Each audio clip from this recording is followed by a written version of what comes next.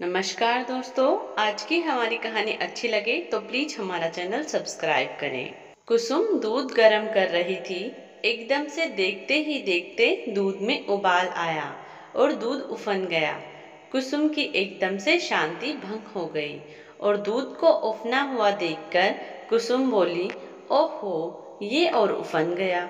जल्दी जल्दी गैस साफ की और दूध वाला बर्तन साफ किया। कुसुम सोच ही रही थी कि कहीं माँ जी ना आ जाए। अगर माँ जी आ जाएगी तो दूध उफना हुआ देखकर बहुत चिल्लाएगी। कुसुम की शादी को अभी 3 साल ही हुए थे, लेकिन जब से शादी हुई है तब से ही माँ जी कुसुम के ऊपर चिल्लाती ही रहती हैं। अब तो कुसुम को जैसे आदत सी हो गई थी। थोड़ी देर बाद में माँ जी का रसोई में आना हुआ। कुसुम की सासू माँ सुमित्रा जी की नाक इतनी तेज थी, उन्होंने रसोई में घुसते ही झट से बता दिया कि आज तूने फिर से दूध उफान दिया। कुसुम कुछ नहीं बोली। सुमित्रा जी ने कुसुम का एक गिलास दूध निकालकर उसने आधा गिलास पानी डालकर कहा, यह तुम्हारा दूध है, चाहे इसे तुम अभी पियो या रात में पियो, मुझे नहीं पता। कुसुम क्या करे? कुसुम को भूख लगी हुई थी। वह अपना दूध लेकर अपने कमरे में आ गई। कुसुम ने आधा गिलास दूध पिया, बाकी रात के लिए रख दिया। कुसुम की सासू माँ का रोज का यही नाटक था। सुमित्रा जी कहती, बहू ही तो है, बेटा तो बाहर कमाने जाता है, लेकिन अपने बेटे के लिए दूध में एक बूंद भी पानी नहीं डालती। सुमित्रा जी वैसे तो अपने बेटे सौरभ को खाना खुद ही परोसती थी, लेकिन एक दिन सुमित्रा जी किसी काम से बाहर गई थी। पीछे से सुमित्रा जी के बेटे सौरभ का घर आना हुआ और उसने अपनी पत्नी से खाने के लिए कहा, मेरा खाना परोस दे। कुसुम ने सौरभ के लिए थाली लगाई और उसने गलती से अपना वाला दूध रख दिया। सौरभ ने जैसे ही एक घूंट दूध लिया, सौरभ बोला, ये कैसा दूध है? कुसुम बोली, क्यों, क्या हुआ जी दूध में?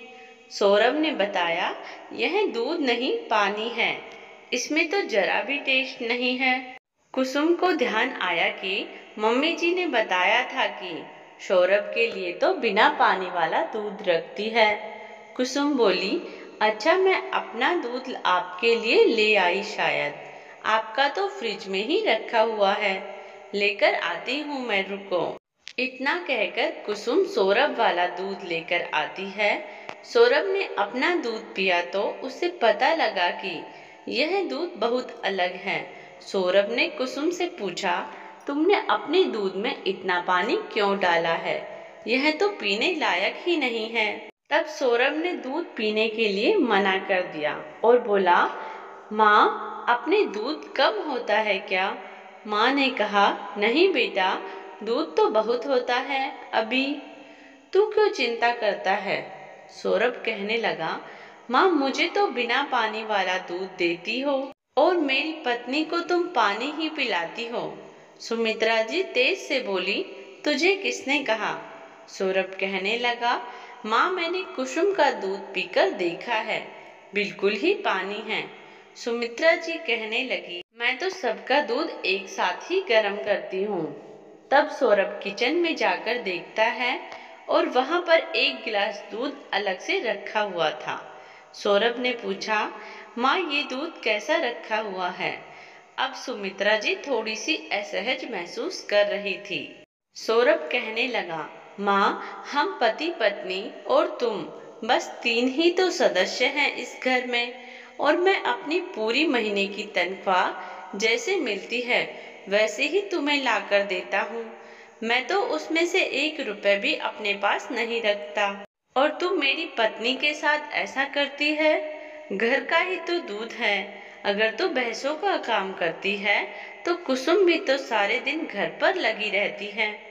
अगर आगे से कुसुम के लिए पानी वाला दूध दिया तो मैं भी वही दूध पीऊंगा। अगर मेरी पत्नी तुझ पर ज्यादा ही भारी पड़ती है तो हमें अलग कर दे, चाहे हम फिर सूखी रोटी खाएं, पर दोनों में भेदभाव तो नहीं होगा। और अगर कल जब तू बूढ़ी हो जाएगी तब तो सब कुछ कुसुम ही करेगी। तेरा वह भी तुझे ऐसा ही दूध पीने को दे तो तुझे कैसा लगेगा? माँ क्यों अपना बुढ़ापा खराब करती है? तुम सास बहू को आपस में मिलकर रहना चाहिए, ना कि अपने रिश्तों को खराब करना चाहिए, वरना बाद में पछताओगी। सुमित्रा जी की आंखें शर्म से झुक गई। सुमित्रा जी कहने लगी, ठीक है बेटा, तू सही कहता है। अब से रसोई तेरी बहू की हुई, जो खिलाना पिलाना है सब तेरी बहू करे। मैं तो मेरे बाहर का ही संभाल लूंगी, बहुत है। अब मेरे पैरों में जान भी नहीं है। इतनी और सुमित्रा जी अपनी बहू को बोली, बेटा गलती तो इंसानों से ही होती है। मैं पुराने ख्यालात वाली औरत, जैसा हमारे साथ हुआ वैसा ही मैं तेरे साथ करती आई हूँ, लेकिन तूने कभी पलटकर जवाब नहीं दिया। फिर कुसुम मुस्कुराने लगी, बोली, कोई बात नहीं माँ जी,